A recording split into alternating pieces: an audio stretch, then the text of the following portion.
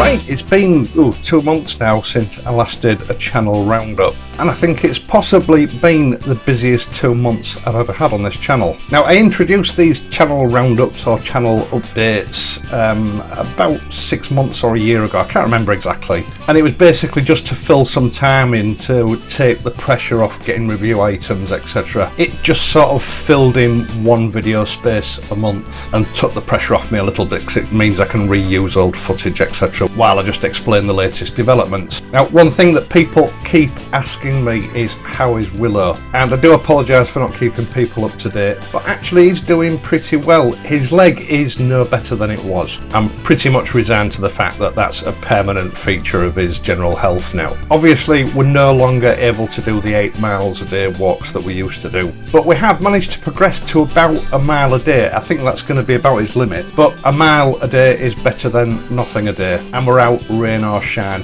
The leg braces that I got for him do work reasonably well. I think they could possibly have been thought out and engineered a little bit better than they are. He's been through 3 so far, and generally, if I'm lucky, I get about a month and a half out of each one before I need to look at getting a replacement. He doesn't wear the leg brace when we're at home. It's just to protect his leg while he's bounding about outside on his morning walks. And as you can see, although I keep telling him to slow down because he's broken, he doesn't seem to want to take much notice.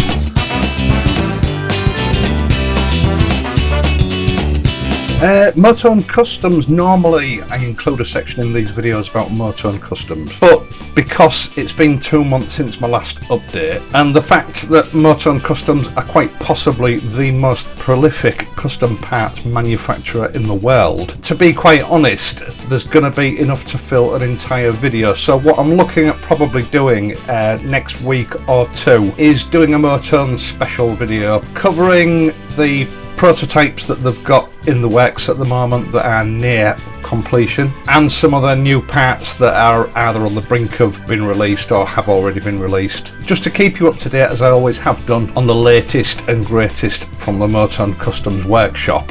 Now, obviously, the biggest thing that's happened to the channel in the last couple of months is the Royal Enfield Interceptor 650, and I thought I would take the opportunity to sort of explain why I got the bike and what's in store this season regarding the Interceptor. Now, as I've explained many times before, this channel was never intended to be a Triumph channel. It was intended to be just a general motorcycle channel, and as the last sort of 2.5 years of this channel sort of took shape, the whole thing just seemed to focus on Triumph Bonnevilles. Now, I know a lot of you guys that are watching love your Triumph Bonnevilles, and that's probably what brought you to this channel, but the truth of the matter is there aren't actually that many Triumph Bonnevilles out there compared to other motorcycles. They're a sort of a niche market, and that was restricting the growth of the channel. Now, I've always tried to sort of put in a varied mix of subjects in the content that I publish. You know, I've done clothing, I've done camping equipment, I've even tried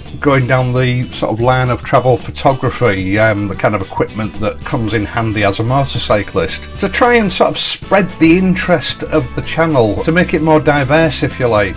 And none of it really seemed to be working. Now, modern classic motorcycles are my kind of bike. You know, like most of you that are watching, I've been through various phases of different types of bikes. You know, from sports bikes to adventure tourers.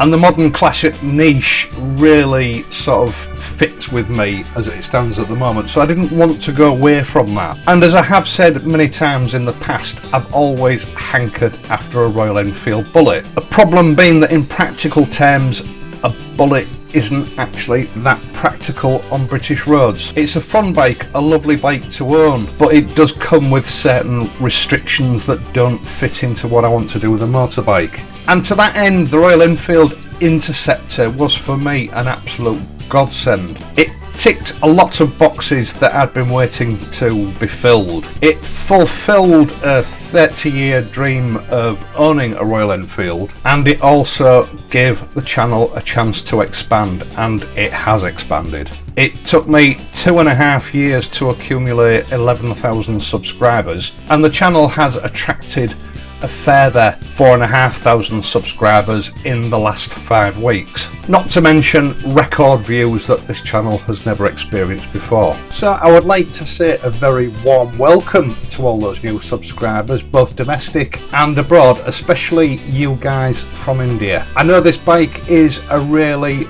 big deal for you, and rightly so. I know it's a source of national pride, and I'd like to assure you that I will do my absolute level best to do the bike justice and keep you entertained for the next 2 or 3 years, or whatever it turns out to be. Now, we're just coming to the end of the Interceptor servicing videos. We've just got one more episode to go, and I've also got 1 or 2 accessories to fit to the bike. I've got some Royal Enfield accessories to go on it. I've got a DNA Stage 2 air filter kit to go on. I'm going to be fitting a mount to it so that I can use my sat-nav system, and there will be 1 or 2 more Motorrad Customs parts going on it. Now, I am working very hard to try and find some quality custom parts for this bike. Unfortunately, as it's a new model, there's very little out there that I actually consider worthy of the Interceptor as yet, but rest assured I will have my eyes peeled and my ears to the ground throughout the motorcycle industry to bring the very best to you in the future. Now, I'm constantly being asked when am I going to do this with the bike, when am I going to fit that to the bike. Please be patient. Rome wasn't built in a day. No one finances these videos. I have to finance them all myself, and I can only do what I can do. On top of that, we've still got things ongoing with the Bobber Black and the Triumph Bonneville T120 and the Payday projects. People are always asking me about that. I have got some of the parts that I was waiting for. It isn't finished yet, although it is nearing completion now. Just be patient. I know that the way the channel is running at the moment probably doesn't suit everyone if they only have a particular interest, but I have to do what is best for me and the channel to ensure that I can keep running it. So before I go, a couple of little bits and pieces. The Triumph Bonneville Bobber. There are rumours that Triumph are working on a new version. I don't think it's going to be a new version as such, but as we all know, after its initial sensational success, sales fell through the floor, and I think a lot of this was to do with rider comfort. So the current rumours circulating are that Triumph is looking at ways of revising the riding position, and there are plans to put some decent and urgently needed upgraded suspension on the bike. It'll be interesting to see what happens. Finally, before I go, Patreon. As a lot of you know, I've had a Patreon page running for quite some time. It does partially assist with the running of this channel, and I'd like to say a big thank you to all of you who do currently contribute. More patrons are always welcome. The bigger the channel gets, the more it costs to run. You know, I'm running 4 bikes in an attempt to try and cater for various different tastes, and it all comes out of my pocket. An alternative to that, something which a lot of people prefer to Patreon, of course, is one-off PayPal donations. I leave details both for Patreon and PayPal in the video description of every video that I produce. Now, I keep it low-key, they're right at the bottom after everything else, because let's face it, no one likes asking for money. But any of you out there that feel like you might want to assist financially, even in a small way, to the running of the channel, it would be most appreciated and most welcome. Right, so the Interceptor is now well past the 500 mile mark, which of course means I've been able to open her up a little bit, and I have to say I'm very impressed. So next week we'll be going into the final part of the service guide, part 4. It's a little bit early yet for a long-term test, but who knows, I might do that next week or the week after. I'm going to leave it at that for now so that I can go out and enjoy some of this warm weather before the motorcycle gods decide that we've had enough and it's time for some rain. I hope you've enjoyed this video and that you've found it useful. If you have, please leave a like and subscribe to the channel. So until next week, ride safely and I'll see you soon.